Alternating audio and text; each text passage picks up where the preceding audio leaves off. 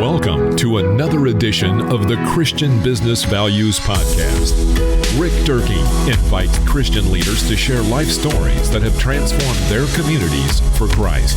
Learn from proven leaders who equip and challenge others to put faith-based principles into action every day.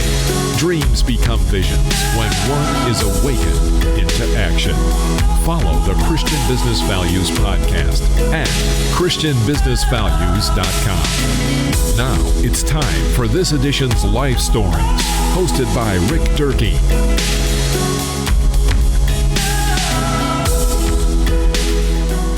Thank you for joining us today for another edition of Christian Business Values, where we interview some of the top business leaders in the Low Country here in the Charleston marketplace and talk about how they have integrated their faith into their workplace and found success. I'm with Robert Gerber today. Robert, longtime friend. We've known each other from our times at the South Carolina Christian Chamber of Commerce, meetings for lunch out at CSU, and see each other all around town. In fact, I saw you yesterday out at the North Charleston Business Expo.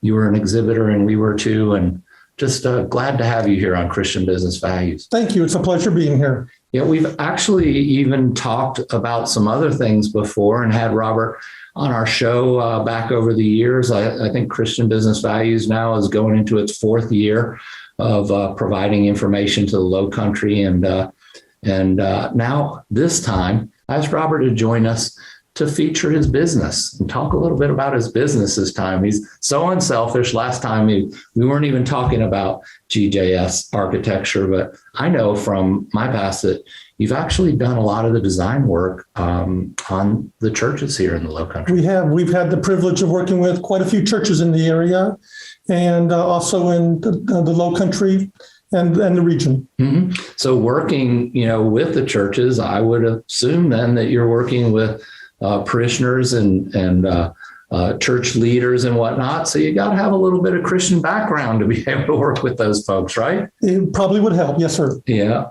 And so tell our watchers today and our listeners, tell them how having faith in our Lord has got you where you are today. Give us a little bit about your background, please, Robert. Sure.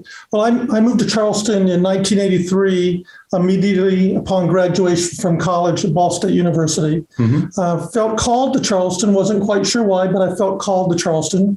It had a couple aspects which I loved. One is it's not cold here, and very seldom do we get snow. Yeah. And so that was some positive aspects. Because Ball State was in Indiana, right? Ball State's in central Indiana, yes. Yeah. After being here a few years, I was part of a Methodist church, and I got invited to go to the Philippines on a mission trip. They needed an architect to help them coordinate a construction project. Mm-hmm. And I had served in churches, actually my last year and a half in college. I had lived in a student-run church, and we ran ministries and different programs, so I was used to that.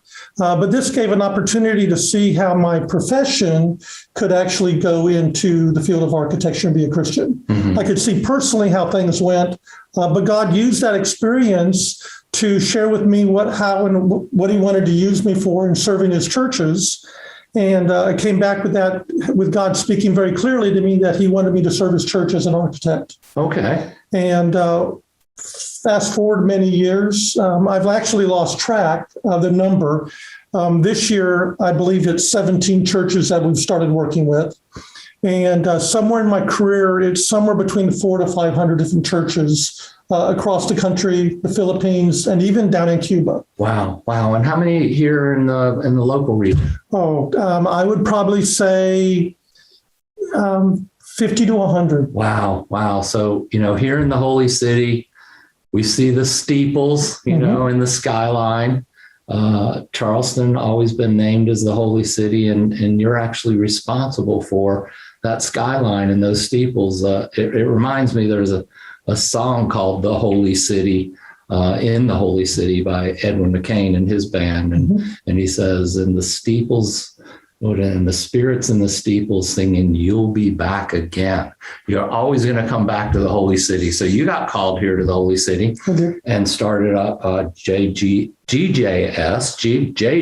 Tell us what that stands for.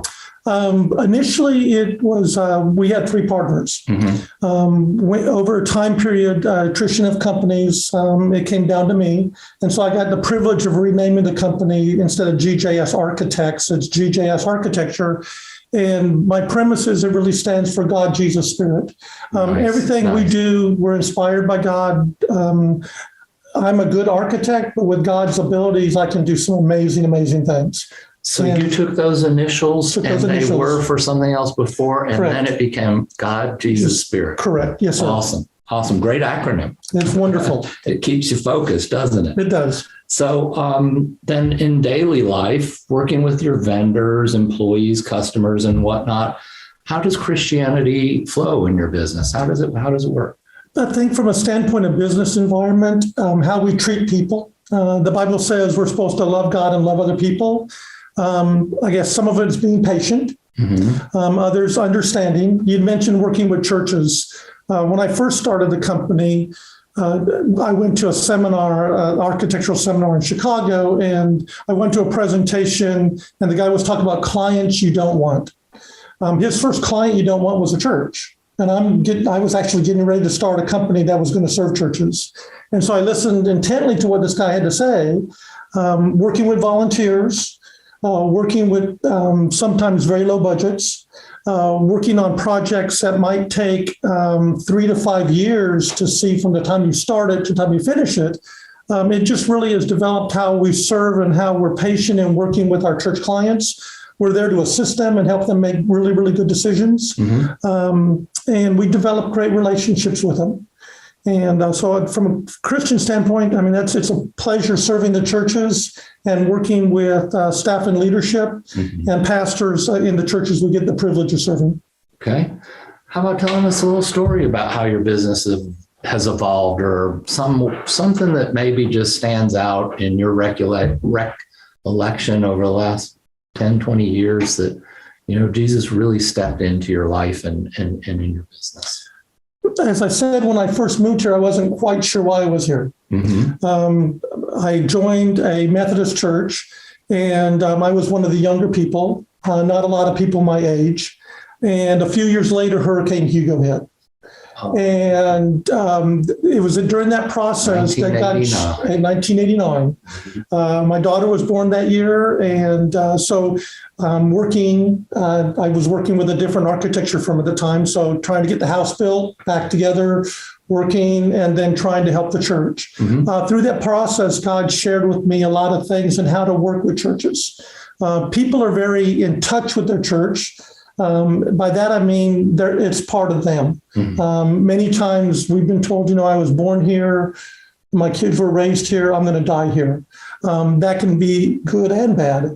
But through that process, God shared with me how to be compassionate and patient, to work with churches, many times in very critical, disastrous stages. You can imagine after a hurricane or earthquake, that the churches, they can't be in them. And so you're working to help churches struggle to get back to some sort of normalcy on a large scale environment. And I could just watch God's hand through that whole process, basically teach me. I played high school basketball and somewhat competitive. And so a lot of times I think there's two ways to do things, my way and the wrong way. And that's not necessarily the case. And so just to understand how people are tied to their churches and how they're part of it. I could see God's hand in basically molding me to be in a position where I could serve his church, and from a position of not being an ego trip, but from a position of service. Great.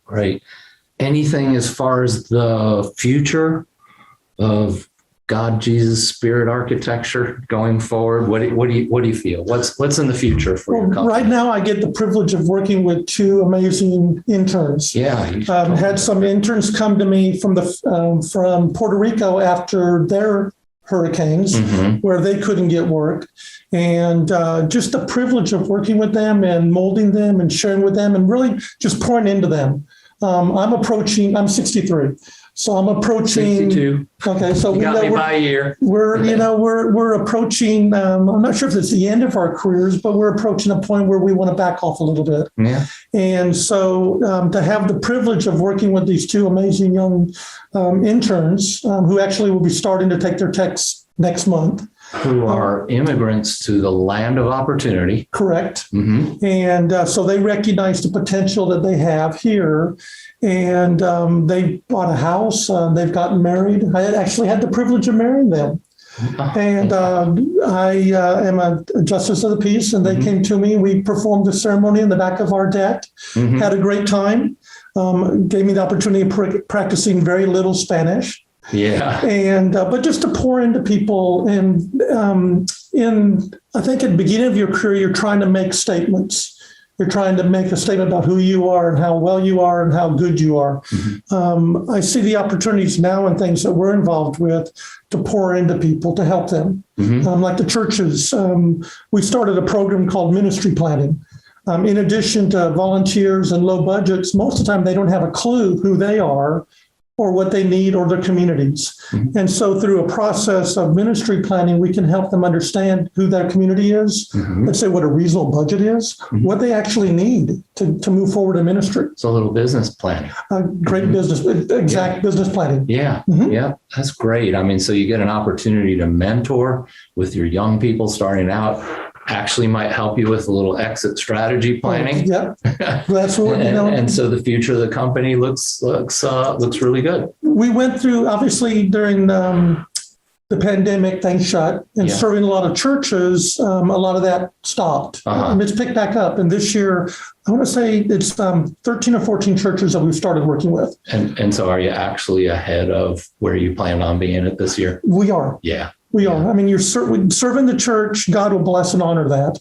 And I've seen that in everything that we've done. And we've done, we've planned 4,200 seat auditoriums, and we've done carports for churches. When I started the company, my desire was to serve the church regardless of what their need was. And we've had the privileges of doing a variety of things. We've renovated buildings. We've done additions. We've used sprung structures.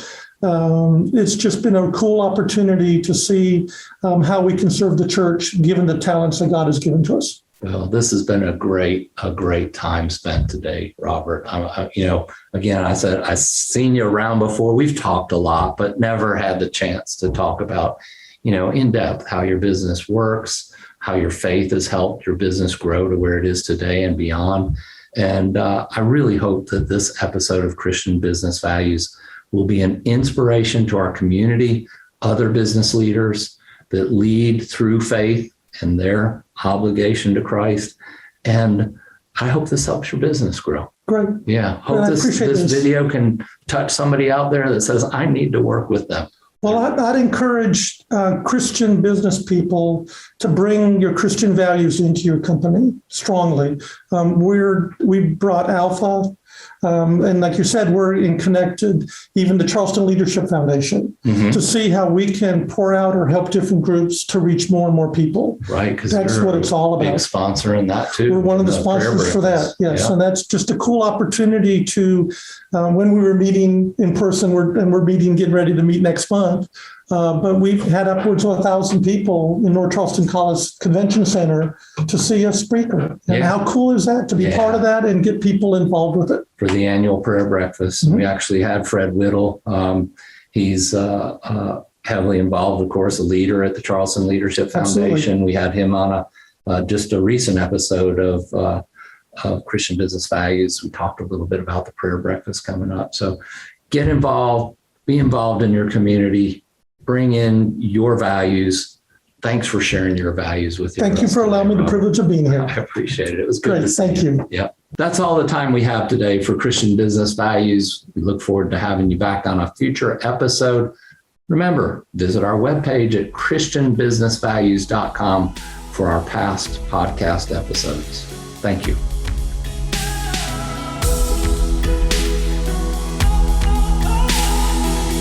Follow the Christian Business Values podcast at christianbusinessvalues.com.